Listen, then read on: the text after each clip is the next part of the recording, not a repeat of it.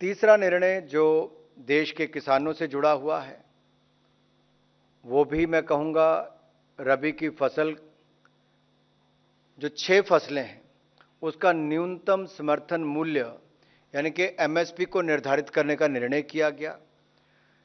ये फैक्टर आप सबको पता है, सीएसीपी के द्वारा जो अनुशंसा की जाती है उसके आधार पर ही होता है। और इसके जो हमारी कमिटमेंट थी कि 1.5 गुना हम किसानों की आय करेंगे, उसके प्रति मोदी सरकार पूरी तरह से प्रतिबद्ध है।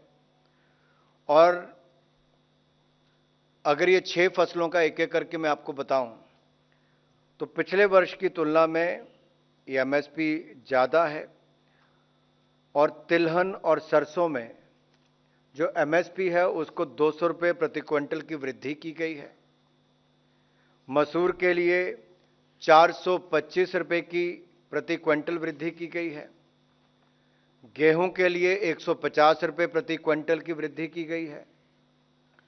और बारले के लिए 115 रुपये प्रति क्विंटल वृद्धि की है। चने के लिए 105 रुपये प्रति क्विंटल वृद्धि की है। और सेफ्लॉर के लिए भी 150 रुपये प्रति क्विंटल वृद्धि की है। ये चार्ट शायद आपको और बेहतर बता सकें अगर आप देखेंगे कि कहाँ हम थे 2014 में और आज 2023-24 में हम कहाँ पहुँचे हैं। ये आंकड़े अपने आप में बहुत कुछ कहते हैं कि मोदी सरकार की प्रतिबद्धता किसान की आमदन को 1.5 गुना करने के लिए और उसमें भी रबी की फसलों के लिए 6 फसलों के लिए एमएसपी आज घोषित किया जा रहा है। और ये एफसीआई के द्वारा राज्य की एजेंसियों के माध्यम से ही किया जाएगा। रिन्यूएबल एनर्जी के प्रति और दुनिया भर के सामने हमने जो लक्ष्य रखा था उसे हमने समय से पहले पूरा किया है। आपको याद होगा 15 अगस्त 2020 को प्रधानमंत्री मोदी जी ने लाल किले के प्राचीर से लद्दाख में 7.5 गीगावाट का सोलर पार्क स्थापित करने की घोषणा की थी। और ministry of power and renewable energy ने उस दिशा में 13 गीगावाट की रिन्यूएबल एनर्जी की क्षमता विकसित करने का एक प्लान बनाया। आज का जो निर्णय है कि जब वो सोलर पावर प्लांट बनेंगे, रिन्यूएबल एनर्जी से जुड़े हुए जितने भी वहां पे क्षमता खड़ी होती है, उसके लिए इवैक्यूएशन यानी कि ट्रांसमिशन लाइन बहुत इंपॉर्टेंट है।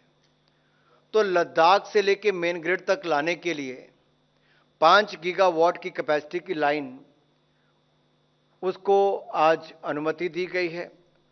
और उसकी अनुमोदित लागत 20,773 करोड़ रुपए है। 20,773.70 करोड़ रुपए 5 गीगावाट की कैपेसिटी लाइन की लागत होगी। लद्दाख से हरियाणा के कैथल तक आएगी।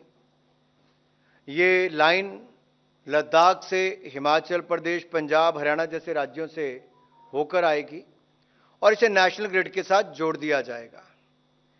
इस परियोजना का 40% यानी कि कुल लागत का 40% 8,309.48 करोड़ रुपया सेंट्रल ग्रांट से उपलब्ध होगा और बाकी पावर ग्रिड 60% अरेंज करेगा। इस प्रोजेक्ट को अगले 7 वर्षों में पूर्ण कर लिया जाएगा।